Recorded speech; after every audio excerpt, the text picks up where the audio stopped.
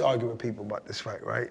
There was rumors that eventually you admitted that you lost that fight. I don't know how true is that. I felt that you won the fight, and I actually watched it about a month ago. And I got in the chat. I think Barack was in the chat. I was like, I should watch that fight.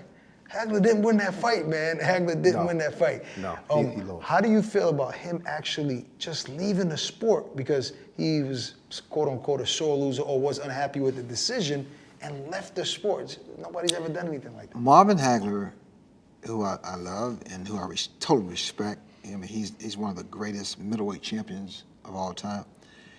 But he had the mentality or of like Joe Frazier. Joe Frazier could never let go of what Ali did to him.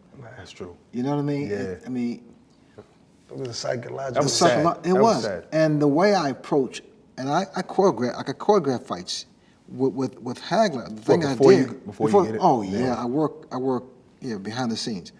And what I did, I kept saying to him, each press conference, we had about 30 press conferences, and each press conference, I'll plant a seed. I said, you know what? This is such a shame because you guys don't give Hagler credit for being a boxer. You just look at him as being that 3 rounds of incredible punches with Tommy Hearns. I said, this man's a great boxer, great boxer. The last thing he said at the last press conference was, I may surprise you. I may outbox Frey. Because they figured at that time, my skills had left me. It was like 4 years inactivity, 5 years, whatever it was. And I was on drugs. I was drinking heavily and everything. Wow. So they felt I had no chance. And plus, I wasn't even a middleweight. So you try to embed that in his brain so he can try to box? I did that. Psychological game. So that was really premeditated by you? Absolutely, because when the bell rung, he came out right-handed.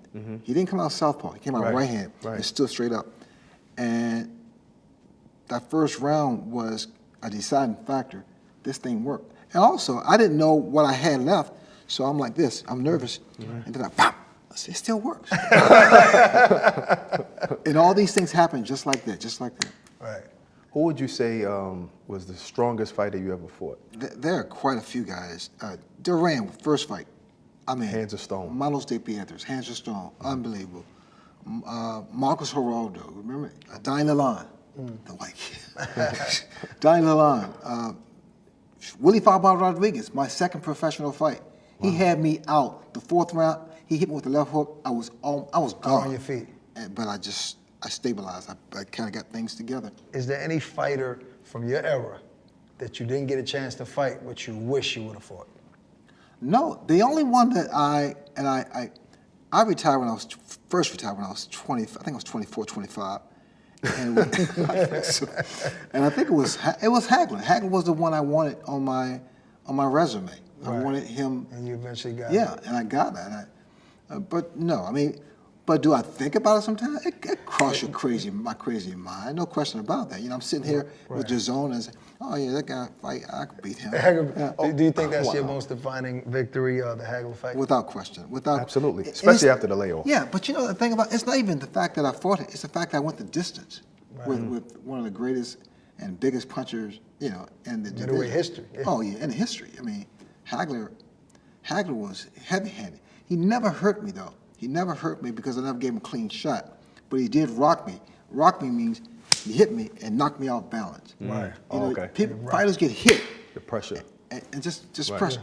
But then sometimes you get hit like on the temple, and it knocks off your equilibrium, so you get dizzy. Right. And that's another thing that fighters tend to fall prey to because we get so embarrassed that we're down.